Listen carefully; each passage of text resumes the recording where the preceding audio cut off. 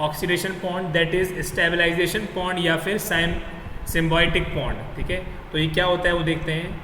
ये एक aerobic suspended growth system है। मैं बता चुका हूँ आपको सस्पेंडेड और अटैच्ड ग्रोथ सिस्टम में डिफरेंस क्या होता है। ठीक है, तो ऑक्सीडेशन बॉन्ड, ये बॉन्ड है, ये बॉन्ड नहीं है, ऑक्सीडेशन बॉन्ड है ये। ठीक है, तो उसको रेक्टिफाई कर लेना।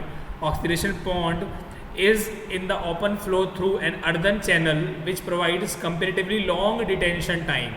मतलब ऑक्सीडेशन बॉन्ड जो होता है वो एक ओपन चैनल फ्लो की तरह वर्क करता है जिसका डिटेंशन टाइम 2 to 6 वीक्स होता है। ठीक है, during which micro organisms carry out the decomposition of organic matter present in the waste water. तो हमारा मेन मकसद चल क्या रहा है, बेसिकली पूरे वेस्ट वाटर इंजीनियरिंग में हम एक ही काम कर रहे हैं, ऑर्गेनिक मैटर का डिकम्पोजिशन करवा रहे हैं। किसके थ्रू? माइक्रो ऑर्गेनिजम्स के थ्रू।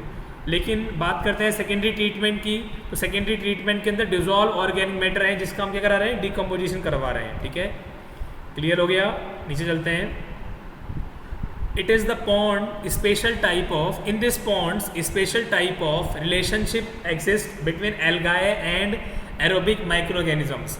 मतलब इस टाइप के पॉन्ड के अंदर एक स्पेशल रिलेशनशिप चलती है एल्गाए और माइक्रो ऑर्गेनिजम्स के बीच में।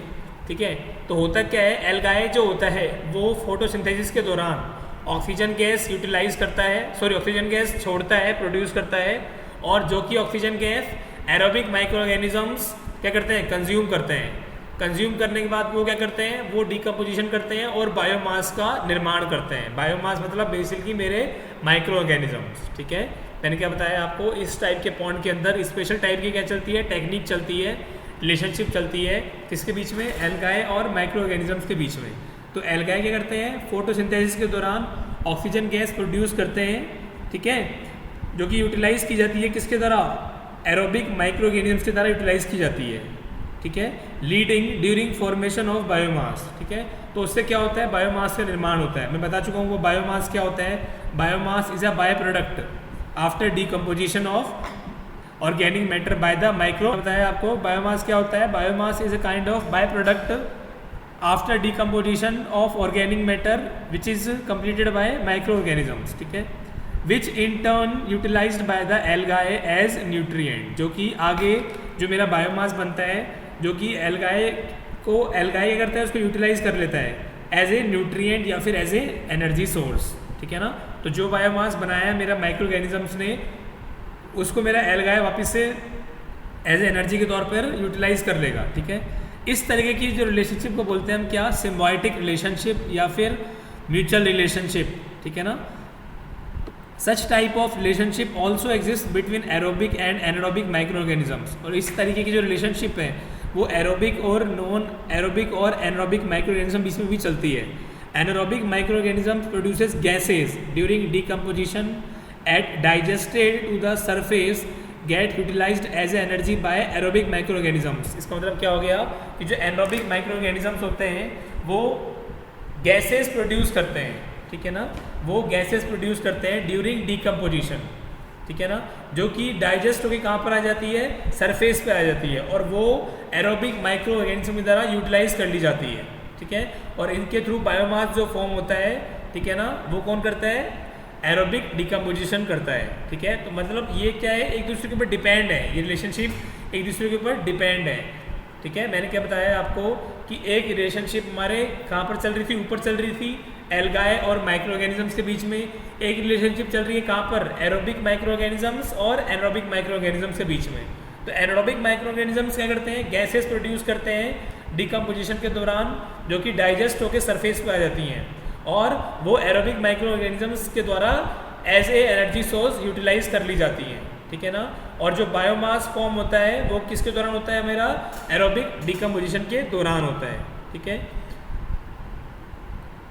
और जो हमारा जो बायोमास प्रोड्यूस हुआ है वो कहाँ पर यूटिलाइज किया जाता है, वो एनारोबिक माइक्रो ऑर्गेनिज्म के द्वारा यूटिलाइज कर लिया जाता है। मतलब एक एरोबिक माइक्रो ऑर्गेनिजम्स है, उसका डिकम्पोजिशन हो रहा है, उससे जो बायोमास बन रहा है वो तो एनारोबिक यूज में ले रहा है, और जो एनारोबिक डिकम्पोजिशन हो रहा है उससे जो बायोमास बन रहा है वो हमारा एरोबिक यूज में ले रहा है। ठीक है, तो डायग्राम में देख लो, आपके सामने डायग्राम बना हुआ है, जो चीज़ मैंने एक्सप्लेन की है उसको डायग्राम में बताया गया है कि देखो ये एल्गाए था, ये एल्गाए क्या कर रहा है, ऑक्सीजन छोड़ रहा है, ऑक्सीजन प्रोड्यूस कर रहा है, इसको माइक्रो ऑर्गेनिजम्स ले रहा है और ऑर्गेनिक मैटर को डिकम्पोजिशन किया जा रहा है, और उसके बाद ये हमारी कार्बोनेट, नाइट्रेट, सल्फेट, ये हमारे क्या बन रहा है, ऐसे बायोमास का निर्माण हो रहा है।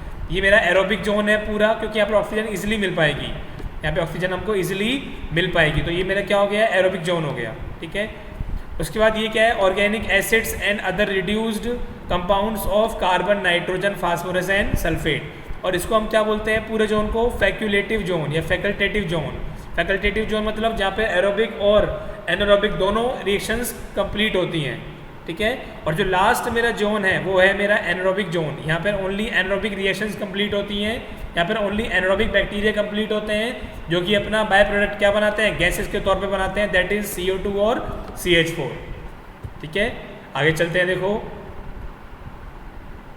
आगे क्या बोला गया है इसके अंदर, जो डेप्थ होती है इन पॉन्ड्स की वो होती है 1 से लेकर 1.8 मीटर के बीच में, फ्री बोर्ड होता है वो होता है 0.3 मीटर, ठीक है।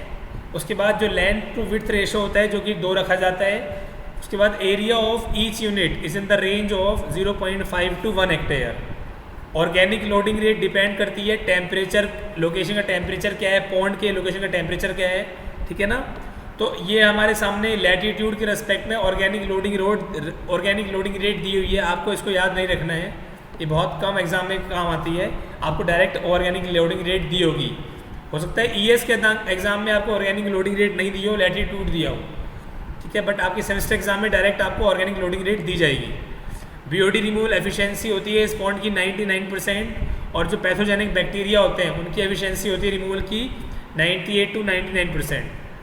जो एफ्लुएंट्स होते हैं इस पॉन्ड के वो सफिशिएंटली क्लैरिफाइड होते हैं, इसलिए इनको हम रिवर में डिस्पोज नहीं करते हैं, ठीक है ना। इसको ऐसे मैन्योर काम में लेते हैं, सीवेज फार्मिंग के अंदर ऐसे खाद काम में ले जाता है, ठीक है। उसके बाद ये जो यूनिट्स होती हैं, मतलब ये जो पॉन्ड्स होते हैं ये छोटे गांव में प्रोवाइड कराए जाते हैं, ठीक है, जहाँ पर हमको पावर सप्लाई नहीं मिलता है वहाँ प्रोवाइड कराए जाते हैं, क्योंकि ये कैसे हो रहा है, बिना पावर सप्लाई के हो रहा है, ठीक है।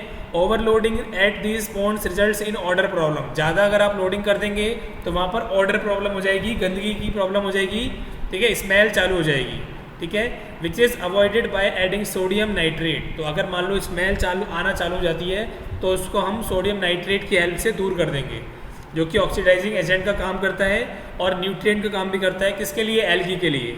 उसके बाद जो डिटेंशन टाइम है इस पॉन्ड्स का, वो इस फॉर्मूले के द्वारा कैलकुलेट किया जाता है, that is TD is equal to 1/KD log base 10 L/L-Y। जो यहाँ पर टाइम आएगा, बेसिकली जो यहाँ पर टाइम आएगा वो डेज के अंदर आएगा, ठीक है। और जो L है मेरी इन्फ्लुएंट BOD है, और जो Y है मेरी BOD रिमूव्ड है, जो कि एफ्लुएंट BOD है, ठीक है। यहाँ पर देख लेंगे अपनी क्वेश्चन करेंगे तो, ठीक है ना। उसके बाद जो KD है मेरा डीऑक्सीजनेशन कांस्टेंट है, ठीक है। तो L मेरा क्या था, इन्फ्लुएंट BOD, Y मेरा क्या है, BOD रिमूव्ड, ठीक है। देखते हैं इसके अंदर कि BOD रिमूव्ड है या फिर एफ्लुएंट BOD है, क्वेश्चन के थ्रू पता लगेगा। और KD क्या है मेरा, डीऑक्सीजनेशन कांस्टेंट है, ठीक है।